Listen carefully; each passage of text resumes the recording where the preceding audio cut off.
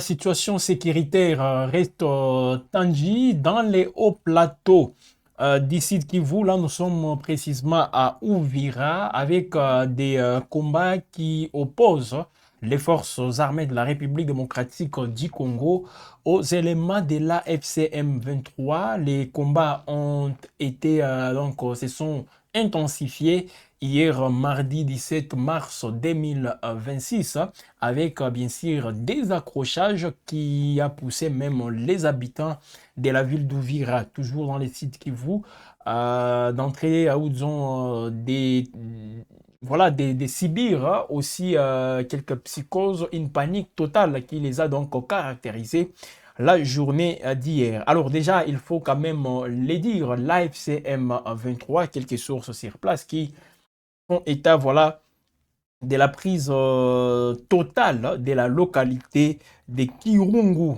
Voilà, une partie tout d'abord de cette localité était contrôlée depuis lundi 16 mars 2026 dans la soirée par les éléments de l'FCM 23. Alors d'autres sont venus pour prendre la totalité, bien sûr, de cette localité. Donc il faut savoir que Kirungu c'est à quelques kilomètres, hein, même en marchant à pied, quelques heures seulement, on peut déjà atteindre Ouvira. Voilà pourquoi nous évoquons, mesdames et messieurs, voilà plutôt ce qui a caractérisé ou ce qui a poussé les habitants à tomber dans une panique aussi totale. Ici, tout d'abord, il faut le dire, des sources sur place rapportent que ces combats rudes ont commencé vers 7 heures hier mardi et se sont étendus dans les axes stratégiques, même au niveau des Biriba, Kabunambo et même sur les collines de Kiamate.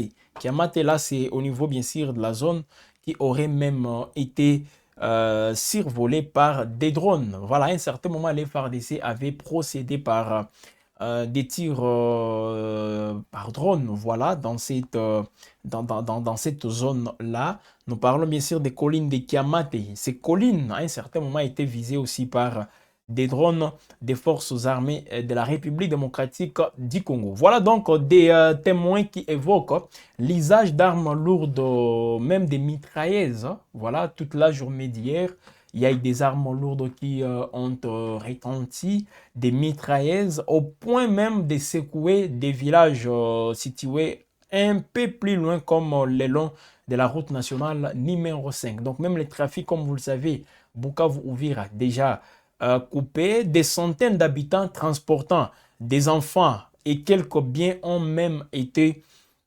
aperçus quittant leur village pour se rendre les uns à Sangé et c'est des Runingu qui se dirigent à Kiliba. Voilà donc, hier on nous a montré même, si vous vous rappelez très bien les journaux d'hier soir, on est revenu justement sur ces déplacements massifs des populations, les gens qui sont en train de quitter leurs milliers respectifs, voilà, pour aller, pour chercher là où il y a une accalmie et s'y installer. Voilà donc un peu, donc c'est ça la situation encore une fois à Ouvira.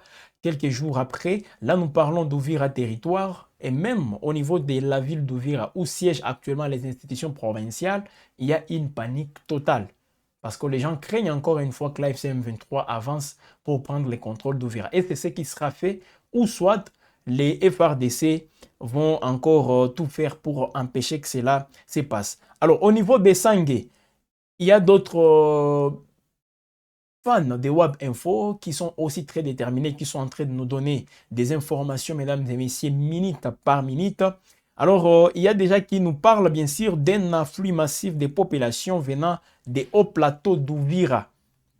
Sur place, les activités sont donc restées paralysées toute la journée d'hier mardi à la suite des détonations entendues dans les hautes terres. Même les boutiques, on a même eu à voir quelques magasins qui sont restés justement fermés. Les marchés qui n'ont pas fonctionné hier, même les transports entre Sangé et les autres villages de la plaine de la Ruzizi également restés paralysés, ajoutent les mêmes sources. Donc, il y a des déplacements massifs des populations et les gens se demandent, se posent toujours beaucoup de questions par rapport à l'issue encore de ces conflits. Alors, côté forces armées de la République démocratique du Congo, qu'est-ce qui est dit? Parce qu'hier, les informations ont circulé comme quoi il y a une forte panique à Uvira, les autorités commencent même à quitter la ville. Alors, il fallait quand même avoir un son de cloche des forces armées de la République démocratique du Congo pour en savoir beaucoup plus. Et là, c'est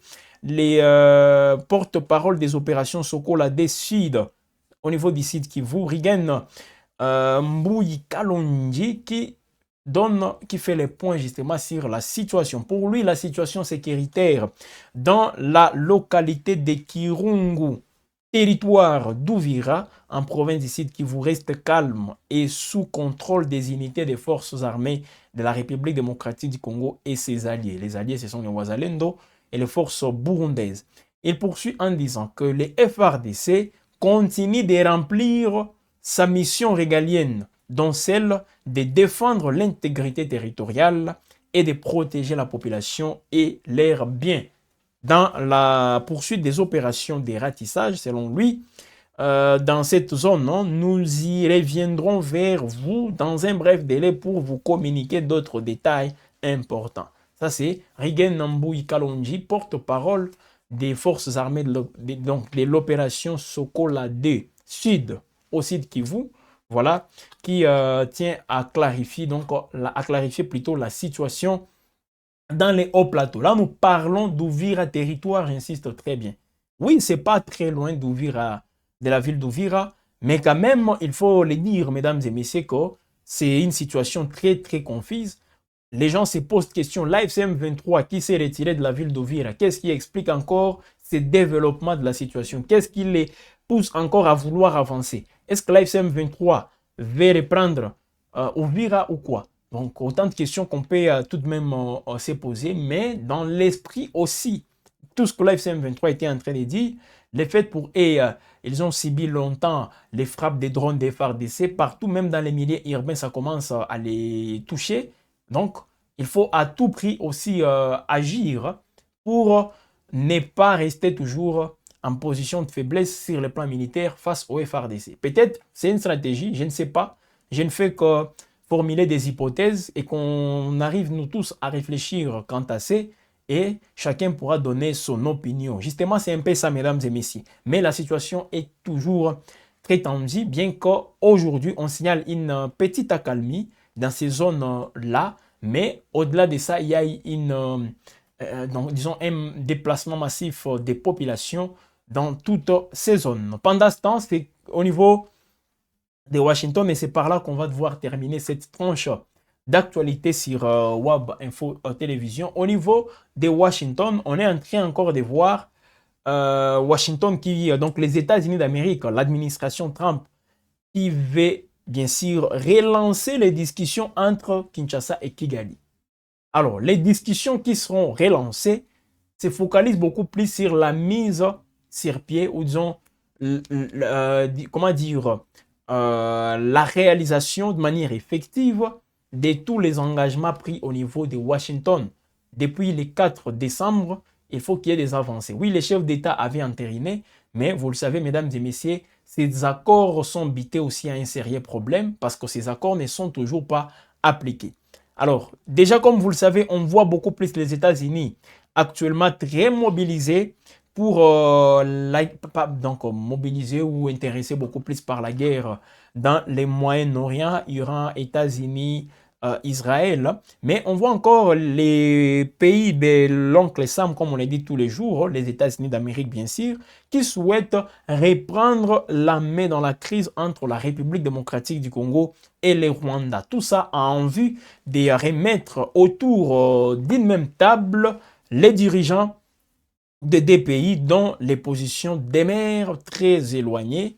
Alors, il y a eu plusieurs réunions, comme on le dit tous les jours, les réunions ont été convoquées ces derniers jours, même à Washington, avec en toile de fond cette préparation d'une rencontre tripartite prévue déjà, c'est mercredi 18 mars 2026. Donc aujourd'hui, mercredi, il y a une réunion tripartite qui est prévue.